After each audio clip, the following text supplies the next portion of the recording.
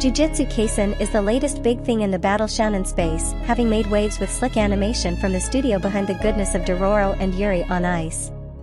It follows Yuji, a high school student turned Jujutsu sorcerer after he eats the finger of a cursed being, granting him extraordinary power. This power does come at the cost of having the finger's owner, Sukuna, taking residence inside him and threatening to take control at any moment. He now studies at the Tokyo Jujutsu High School to hunt for the rest of the cursed fingers, and so the teachers can keep an eye on him. He teams up with the stoic Fushiguro and brash Nobara under the tutelage of Satoru Gojo. I want to start with the good points since they caught my attention initially. First, the animation. Fantastic! Whatever happened to the good old days of battle anime having the most static animation in the industry? The best of times. All kidding aside about nostalgia blindness, Jujutsu Kaisen has excellent action animation. More than fluid, the choreography draws in the viewer and shows attention to the camera work as well. On top of this, the abilities have visual variety. A signature move of Jujutsu sorcerers is the domain expansion, allowing them to envelop the nearby area in an environment to enhance their power. Think of it as a home turf advantage. The look of this domain will vary by character and match their personality or power type. For example, a villain who fights with lava powers and has a volcano for a head will transform the environment in a lava hell. The variety in techniques changes up the setting on a regular basis. A concern with an ordinary modern Tokyo setting for a supernatural action series is a lack of interesting settings in which to stage fights. Domain expansion nicely solves this. There are plenty of other great abilities too. One guy claps and swaps positions with the target, another creates dogs from the shadows, and a girl harms enemies by hammering nails into straw dolls. An old geezer even fights with an electric guitar that generates energy. And if action is your priority in battle anime, then Jujutsu Kaisen has you covered. It would be tough to decide what would go into a best of highlight reel since there is so much good-looking action. The next great element is the grotesqueness of the villains and certain abilities. Jujutsu Kaisen isn't a horror anime, but it features plenty of body horror. When Sukuna awakens, an extra pair of eyes open on Yuji's cheekbones and a second mouth grows on his cheek. Disgusting. And fantastic. One villain has a row of arms inside his mouth. Another grows a plant that shoots buds of biting teeth. Just about every enemy is disgusting in some way, and it works. You won't forget these freaks anytime soon. The third notable positive is how this anime distinguishes itself from its inspirator, Naruto. The similarities are obvious. Protagonist has demon inside of him that grants great power but also takes over on occasion. Second main guy is from a special clan bloodline with a unique technique. The girl of the trio is the strong aggressive type. The teacher has magic eyes he keeps covered except in combat. His domain is akin to the Sharingan's Tsukuyomi illusion and is goofy during downtime. That's just a few of the similarities. However, it sounds a lot more similar on paper than in practice, as this brings more than enough of its own spin on the common elements to feel fresh.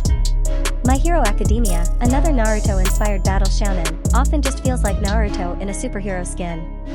With Ninjutsu Kaisen, I don't find myself thinking, this is just like Naruto. Instead, I think, reminds me of Naruto, but I like how they did that differently. Now we get into the negatives. While I said the action is great, this is more so in the moment, much owed to the animation. When you step back and look at the fights in terms of story and arcs, the quality wanes in large part to the odd power creep. There is a hint of this problem from the very first episode, before Yuji eats the finger. He already has immense strength and speed for a human. Then he grows stronger in the middle of fights after nothing more than a pep talk or "I just need to be stronger" thought. The power curve also ramps at a random rate with little explanation behind the progression. Some characters are so powerful that they could seemingly deal with all villains alone. Jujutsu Kaisen also does that thing where it tells you someone is a mega genius, yet has nothing to show for it, or some guy can pull off some feat so miraculous that would render all challenge meaningless if used at the start of the fight. The second season focuses a new set of students from a sister school in Kyoto, and they have a show match with the Tokyo kids, like a mini Chunin exam. This is the perfect opportunity to develop characters and give a sense of power progression. Think of Naruto Season 1 when Kakashi uses a few Sharingan techniques. This makes you wonder what else can it do, and when will Sasuke learn those moves? Give us a taste of future power.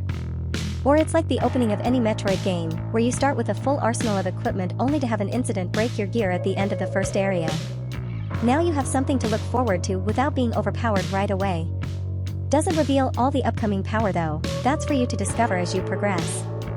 In Jujutsu Kaisen, a teacher demonstrates the technique and then the character of focus learns it or develops some other power to deal with the situation too quickly. It feels as if the action writing goes, what power would make this fight look awesome, and then just puts it in with little thought to how he gains/masters this power. Flashy fights will only hold my interest for so long. The sister school leads me into the other significant failing, the main characters. They simply aren't interesting, yet? The power creep disconnects you from them on an action level, while the personalities and backstories disconnect on a personal level. Yuji's motivation is the death of his grandfather, who passed away peacefully but alone. He wants to avoid the same sad end. This leads him to value his friends and protect them at all costs, just like any shonen protagonist. There isn't much beyond that. Main characters need mystery and subplots. Sasuke's backstory with the Uchiha clan or Killua's story in HXH are some examples. Even Bleach, when it was good for a couple of seasons, had Rukia's relationship with Byakuya. Why is her brother of all people so adamant on imprisoning her? Fushiguro has a hint of story, in the vein of Sasuke's, but why do they introduce it so late? As for Nobara, she doesn't have anything. I'm sure her story will enter later, it would be madness otherwise, but you have to give something on main characters early to make the audience care. Doesn't have to be the full saga. In fact, it's better to hold answers back for later. Still, the more important the character, the more impactful their hook should be. It can be the little things, doled out over time. Let's stick to the Kakashi example. He's an important character, though not a main. How does he have the Sharingan when he isn't of the correct bloodline? Why does he teach the kids that protecting teammates is more important than anything else, which goes against the ninja code? What is under his mask? On the other hand, the minor characters from the other school are far more interesting. Granted, they don't have the pressure to grip the audience like main characters do, but I'd rather see them over the main students. To do, a wrestler-looking dude and Itadori's self-proclaimed best friend is hilarious with his eccentric personality and way of judging others based on their answer to the question, what kind of girls do you like, and he has a simple though effective backstory as a delinquent too strong for his own good. And that's just one of them. I want to be clear that none of the characters are bad. None make me clutch my temples in frustration at yet another moronic decision. The main ones simply aren't compelling enough to carry the series. I know more of this review went to negatives over positives, but my overall experience with Jujutsu Kaisen is positive, on reflection. I didn't mention the great music and quality acting either. It's simply that I value story and characters above all, and when those are your weakest elements, made more disappointing amid high production values, I become concerned. And yet, no problem is unfixable in future seasons. My concerns going forward are the lack of mystery, in both story and main characters, and power creep with everyone already so powerful. I want to keep watching Jujutsu Kaisen, but I do not want a Bleach situation where it's one fight after the other and domain expansions go down the route of Bankai. Oh look, the new ability is an even bigger Bankai. How exciting, don't disappoint me.